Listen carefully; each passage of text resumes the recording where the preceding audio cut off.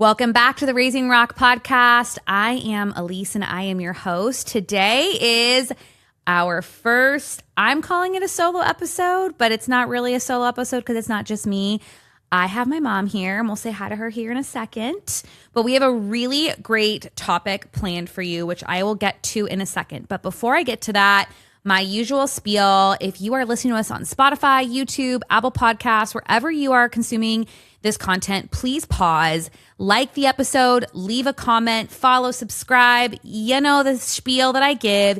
It helps us become more discoverable to a new audience. It gives us credibility when we're trying to book new guests. So every time you not only listen, but you like, comment, and subscribe, it really does make all the difference. As usual, we are still on Instagram at Raising Rock Co. You can visit our website, www.raisingrockco.com. And we have some exciting things in the works. So you want to subscribe to our newsletter, which you can also do on our website, because there's some really exciting stuff coming up that will impact day to day. It'll impact all these in-between moments that we talk about building character and virtue in our kids. So now is the time to subscribe to our newsletter. Now is the time to hit follow because you do not want to miss out on what's coming. So with that, Mom, welcome to Raising Rock.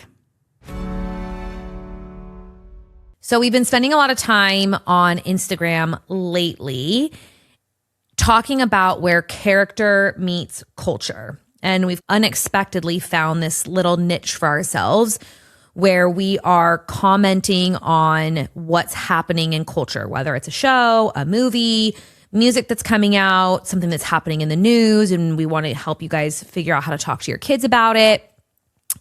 But we are really trying to focus on, okay, we want to build character in our children, but they're in this culture that is so clearly messed up and problematic in so many ways. Like, how do we do both? How do we talk about what's going on with culture while maintaining the focus and attention on character?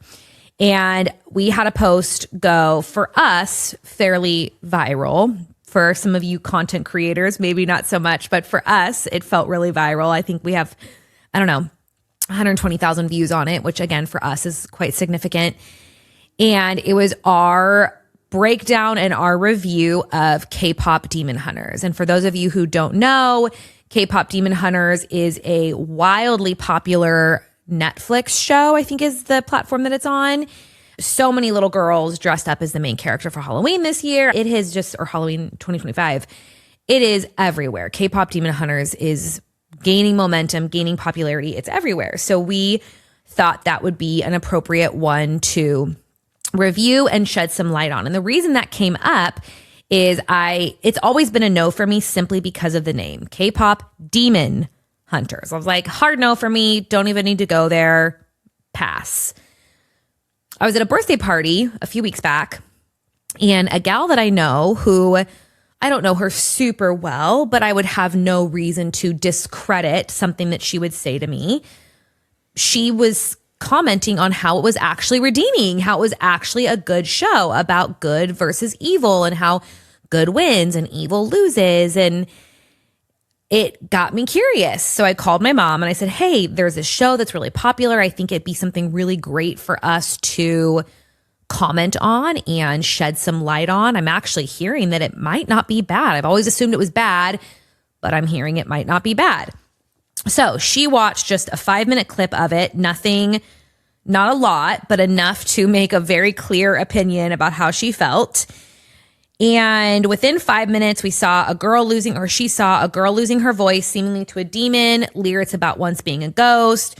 The character is marked by tattoos that are tied to a demonic lineage, casual stylized references to demons. It reflected spiritual themes of a serious nature presented as entertainment, demonic language normalized, darkness stylized, identity intertwined with evil. And as Christian parents, we don't just ask, does good defeat evil? We start here. Evil is real. Demons exist. This is not fantasy to us. It is not aesthetic. It is not a storyline device. It's not a game. It's not something we play around with. What we normalize matters. What becomes familiar matters. And for us, this isn't harmless. And then we go on to quote a few different scriptures, which I am going to pull us to because I think they're so powerful to really ground us in this conversation. 1 Peter 5:8 says, your adversary, the devil, walks about like a roaring lion, seeking whom he may devour. Ephesians 6:12, we do not wrestle against flesh and blood, but against spiritual forces of wickedness. And then Mark 1:34, Jesus himself cast out demons. I think that's a really clear distinction for those of you who were in the comments, because there was a lot of comments arguing that it is actually good defeating evil. Jesus is the only one who can defeat evil. Jesus is the one who can cast out demons, not self, not a good person, Jesus. And so I ended up getting a DM from a follower who was really appreciative of the post and agreed with us. And she said, no judgment here based on whatever your answer is. I'm not going to judge, but I'm just very curious. What is your take on Harry Potter? And it stopped me in my tracks because I don't know what my take is on Harry Potter. I really don't. I haven't thought through it. It's something I wasn't allowed to watch growing up, but as I was older and made my own decisions, Mom, I watched Harry Potter. Okay, I'll forgive you. Thank you. There were very strict boundaries in our home growing up of what I couldn't watch. And I'm thankful for that because it did give me a solid foundation. But then as I got into adulthood, I started making some compromising choices and watched it. And now as a mom, it's funny, Luke literally 3 days ago goes, hey Mom, can I watch Harry Potter? I was like, let me get back to you on that. I got to talk to Gigi. And so it's coming up. It came up in the DM. It came up with Luke. Obviously, Luke doesn't know that I'm here recording this podcast, but it's just an issue that I think is worth discussing. And it's not just Harry Potter. It's other titles that we have normalized as being a part of our child's entertainment lineup that I think we need to take a closer look at. And Mom, I give it to you because you have a solid approach to how you've been looking at this. Okay, caused me to spend time praying, looking, and thinking about this. And I think the first thing that comes to mind is we do not have the answers on this. And I think this is a highly individualized decision, although truth and principles always rule the day. And the reason I say that is you can't go off what a friend says as an acceptable reason and standard for what you watch in your home. Or you can't go, just because I watched it when I was a kid doesn't make it an acceptable form of entertainment. Exactly. So I think the first thing we want to talk about here is question what is being played in your home and what you're allowing your children to watch. The second point I want to make is about evil. It is real. Demonic possession is real. Demons, spiritual warfare, it's real. And I think any attempt to make that funny, playful, desensitize us to the reality of it. When I was growing up and when you were growing up, there was no such thing as Ouija boards, and we were not allowed to partake in anything like that. Well, they existed, but they weren't allowed in either of our homes. Right. No having your fortune told. We didn't read horoscopes. That was taboo because we believed that was real. That was something you didn't play around with because it was real. So back to this whole thing about demon hunters. Really quick. Yes. Off topic, but for the record, if you are listening, horoscopes are not good. Yes. They are rooted in dark, demonic, spiritual forces. Okay, maybe another discussion to be had. We can dig into all the things like manifesting and horoscopes and tarot cards and having your aura read and all of that, but that falls under witchcraft. The Bible talks about divination, which I think some of the more modern day stuff would be what the Bible's referring to as divination, but it's not good, ladies. It's not good, moms. We got to be very careful about those things. And because of that, demon hunters was a hard no. Harry Potter. The thing that, when I was looking at this, came to mind when looking at it is the hero of the story, the models of the story, they were the ones practicing sorcery. Never seen it, just researched it. But that's a problem because the hero is doing it. They go to a school of sorcery. And it's just hard for me to think that's just fun, playful entertainment. Yeah, they do. They normalize witchcraft because the good characters, Harry, Hermione, all of these, Ron Weasley, I think those are the names, they are all gifted or have these powers, and they go to the school to learn how to use them. And I think the argument would be they're using them for good. They're still practicing witchcraft. And I think it speaks to the desensitization issue that I think is really prevalent in entertainment. And we were talking about this earlier. I'm going to put out there the subject of sexuality, homosexuality. What was on TV shows in 2010, 2015, it was a little bit shocking sometimes if we would have something that was about homosexuality. Now, I don't know if there's a show that comes out of Hollywood that doesn't normalize that. And I have to be candid. I see it so much in our society, everywhere we look, every commercial, everything, that I don't really think a whole lot about it. My position hasn't changed, but I am desensitized to it. Desensitized to seeing it as part of entertainment. And it just seems normal. It's kind of just is. That's just society. And I'm not offended. I'm not outraged. I'm not, oh, that's not good. It just is.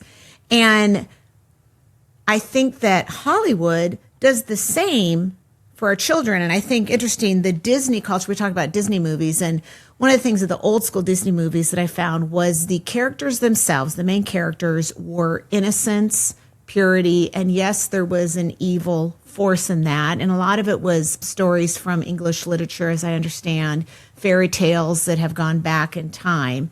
Doesn't make it right. But the characters, you're talking about like Cinderella, yeah. They're not practicing witchcraft. They are pure, innocent, good, and the bad is done to them and they're overcoming it. Right.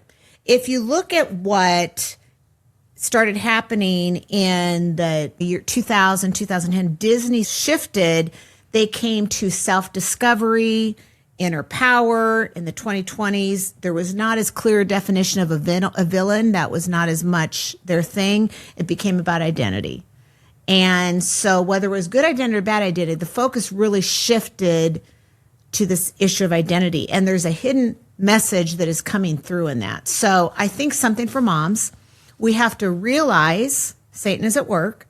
We need to realize that there is a struggle for the minds and hearts of our children. We have 18 years to foster them, to train them, to impact their hearts for good and against evil. When they leave our home, there's going to be a world ready to bombard them and try to throw holes into everything they've ever believed and stood for.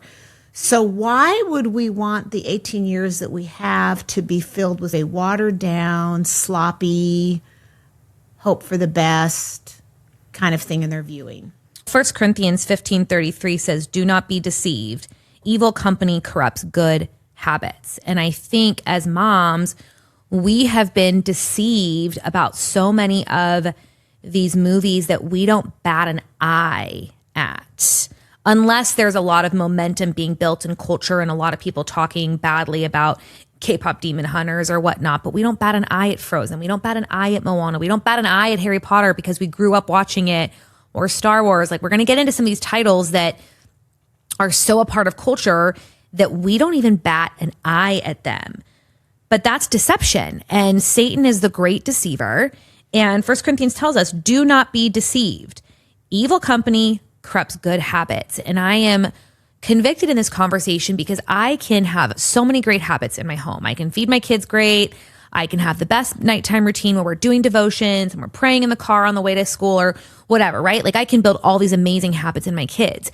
But then if I'm letting them watch something that is demonic witchcraft, all those good habits are corrupted by this evil that they're being exposed to. And it's really humbling. I think that's such a good point. And I think also, why do we allow that? Why do we drift? Why do our kids even want to watch this entertainment? Our kids want to fit in. They want to belong. And if Demon Hunters is the discussion at school, our children want to fit in and be a part of it. And that leads me to the point of, I do think that our kids need to understand that our home, as followers of Jesus, has a higher calling. And things that may be okay for their friends, they're not okay for us, not because we're legalistic, but because we have a higher calling. We're called to follow Jesus. We're called to lay down our life. And I don't think we want to teach our kids that message. We want their faith to just be easy, and we want them to not feel uneasy at school because they don't fit in just right. And I think that's something. I think we drift because we don't want to be too extreme. We don't want to be known as legalistic. It's easy to just pop on a show that the kids really like and go do other things for yourself. It's free babysitting. And we've allowed culture to seep into our home through these shows. We've allowed some evil content to make a normalized visit into our children's minds. And I do think that is concerning.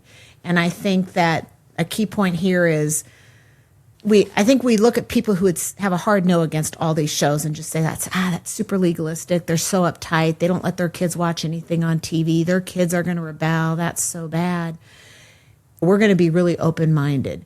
Why do we go as far off course as we can and hope we still just don't fall over the cliff instead of saying, hey, let's go to the other side. Let's be really careful. Let's err on the side of saying no versus erring on the side of saying yes and have to undo later.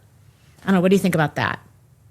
No, I don't disagree. I totally agree. I do think that we try so desperately to have our children fit in and be liked and to be part of society that we compromise and allow, to your point, to go so far off course, but not far enough to fall off the cliff. Right. And that's a problem. And I've taken a really hard line in my own parenting journey on things like video games from a safety perspective, because there are chat features, there are ads that pop up, there are so many ways for children to be exposed to porn through video games. So it's just a hard no in our home.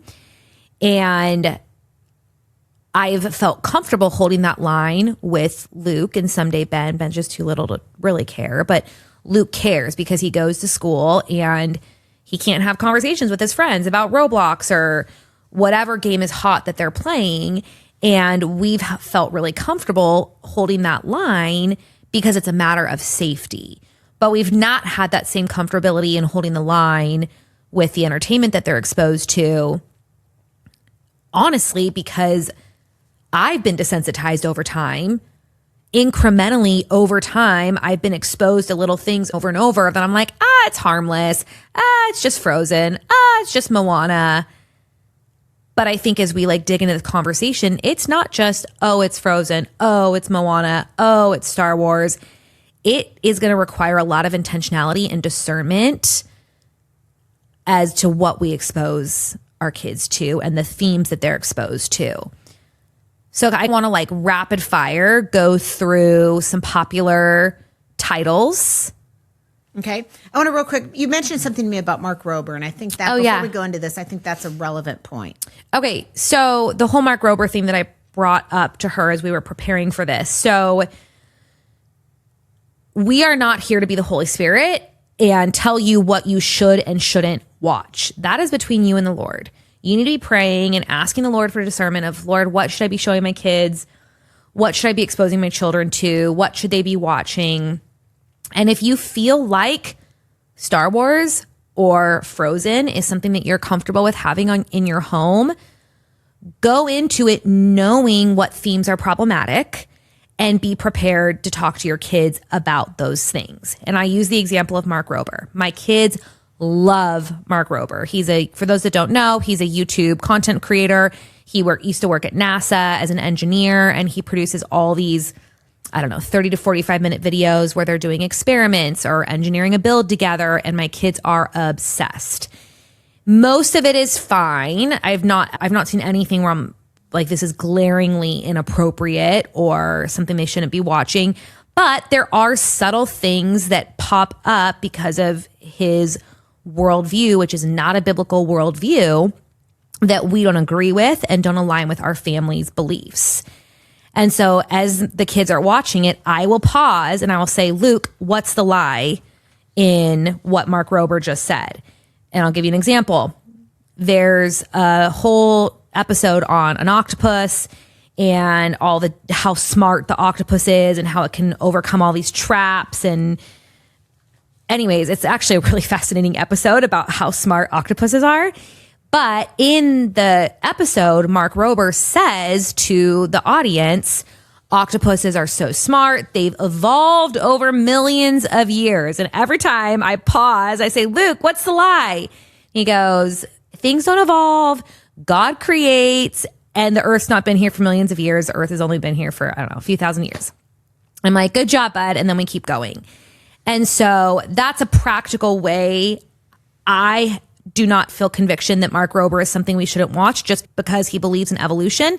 But I do have conviction that we need to call out evolution a lie. And if he's going to watch it, we need to make sure that he knows the difference between what's truth and what's not. Okay. So we talked about Star Wars. The boys love Star Wars. Yeah, rapid fire. Let's go through a few. Okay. Star Wars. All right. So here's what I came up with. The Force, which is presented as a mystical, impersonal energy that can be used for good or evil. It teaches that spiritual power is neutral and accessible apart from God, and that balance, not truth, is the goal. When you put it that way. That's maybe a bit watered down and simplistic, but when you put it that way, it's tough. But see, this is where it gets hard for me.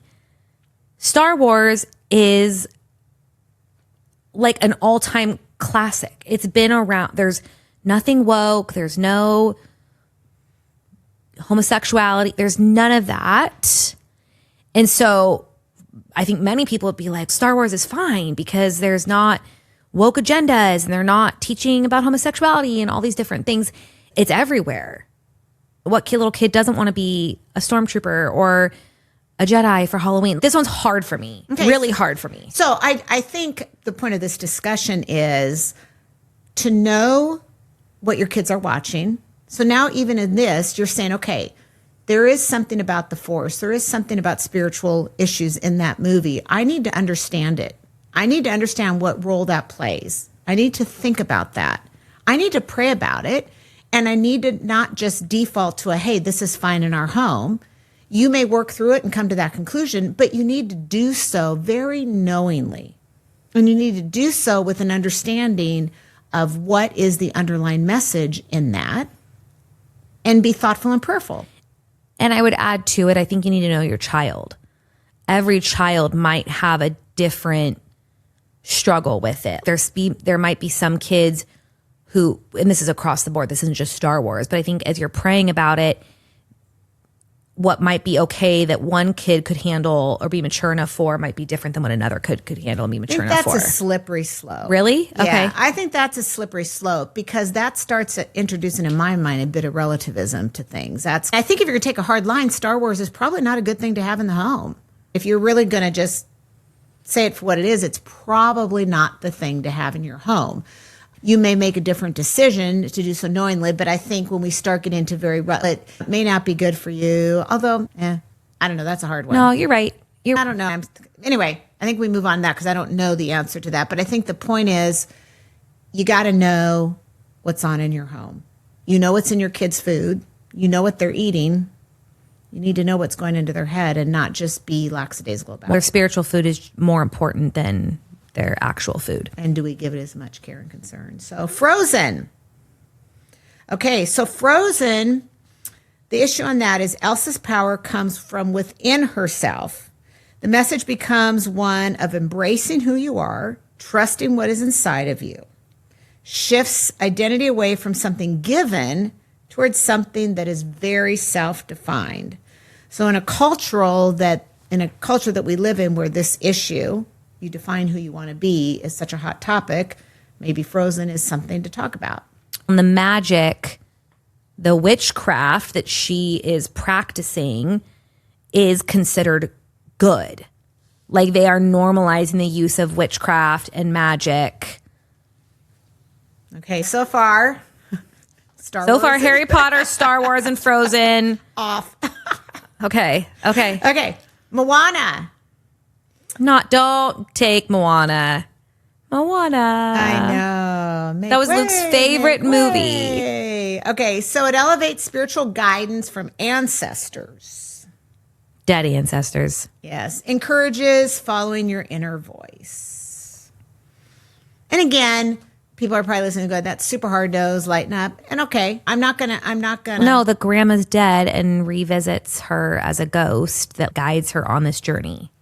Okay, I'm going to play the other side of it. What's the difference between that and Little Mermaid and Ursula? I know the underlying thing is, but we're still talking about this battle for good and evil, and does good prevail? And I think to your original criteria of is the main character, is the person that is good in the movie, are they involved in practicing witchcraft where it's normalized and good? In The Little Mermaid,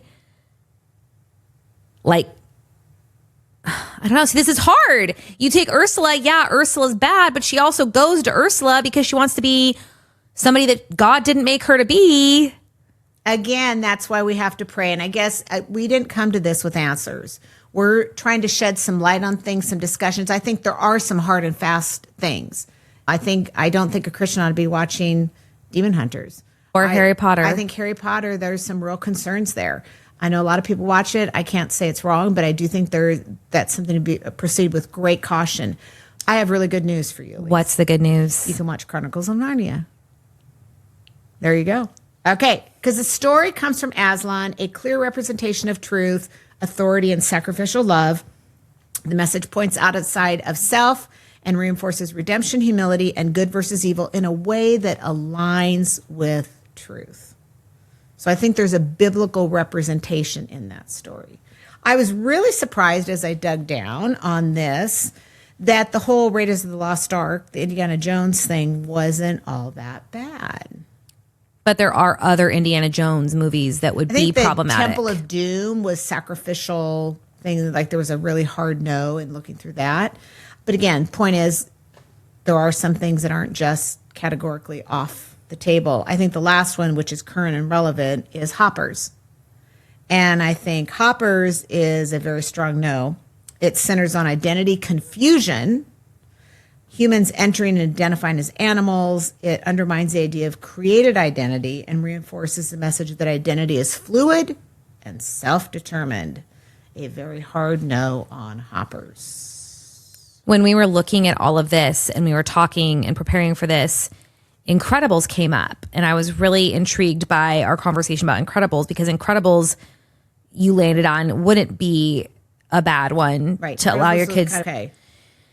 And in my mind, I'm like, magic. Like, they're practicing magic. No, it wasn't magic.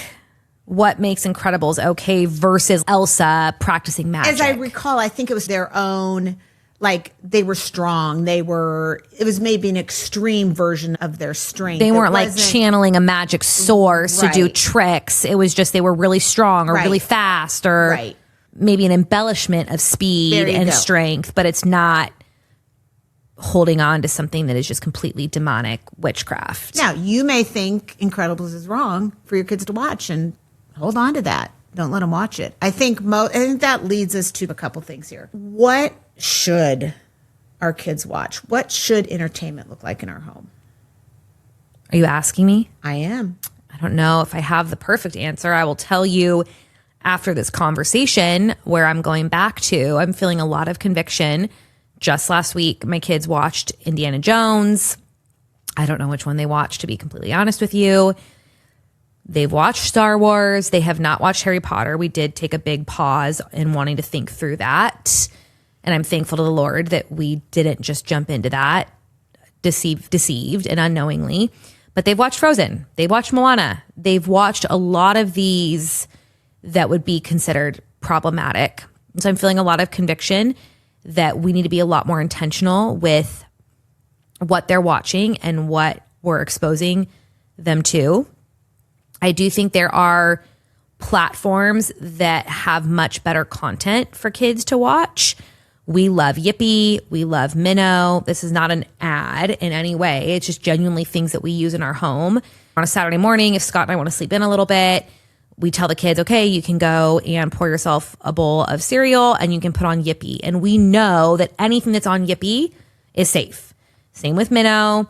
There's Bent Key. Hallmark movies are problems now because there's a ton of homosexuality in those. So it's like you can't even trust those anymore.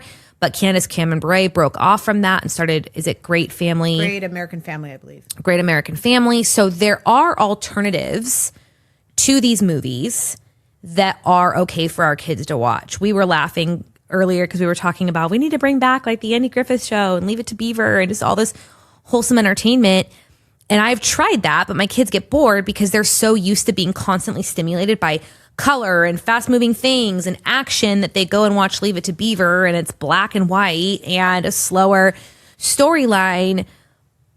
But that's okay. And we need to normalize bringing back wholesome content, things that aren't a problem, things that aren't fast moving in bright colors. So I'm suggesting these things not because I've done it perfectly or I have all the answers. I'm suggesting these things because I know what I've done and what I probably shouldn't have done and allowed. And I know what is out there and what is a good option. So as our kids get older, this isn't for the little ones because they don't get it. And I think when we brought this up, it was almost, yeah, but like, why not bring back old school? The fact that our children have no appetite for the old school stuff is symptomatic of the problem. It's a desire for the fast-paced, rapid-fire kind of entertainment. And at the end of the day, like I think of Ben and Luke, if they're going to sit down and watch a show after school or whatever, it would be a lot better for them to quiet themselves, to actually watch something that's peaceful, that's calm entertainment. And maybe we really do need to go retro on some of this and bring it back. And the other thing is there's endless amounts of it. There's Leave It to Beaver, Andy Griffith, I Love Lucy. We grew up in those are great shows. We just have lost our appetite because they aren't as fun and lively. So people are listening going, yeah, my kids would never watch that. That maybe is a question that needs to be considered. Why not? Yeah. And we can retrain them to have an appetite for that. And we can also introduce things like Minnow and Yippee and some of these other platforms that have more modern entertainment, what is in there. So I guess in closing. Oh, the other thing that we do allow in our home is Dude Perfect, the Dude Perfect app, not YouTube, the Dude Perfect app, because everything that's on the Dude Perfect app, the creators that are allowed on there's like Ryan Trahan, it is considered safe and clean to a degree. They are not Christians. There's one guy on there, Zach, I forget his name, and he does like illusions. It's not magic from like a witchcraft perspective. It's like illusions. Like he'll have a mirror up and makes you think that it's like an object, but it's like a mirror of something, like that kind of stuff. So most of what's on there is clean. My caution with the Dude Perfect app, and we're careful with allowing our kids to have too much time on there, is it like amps them up. It's really stimulating.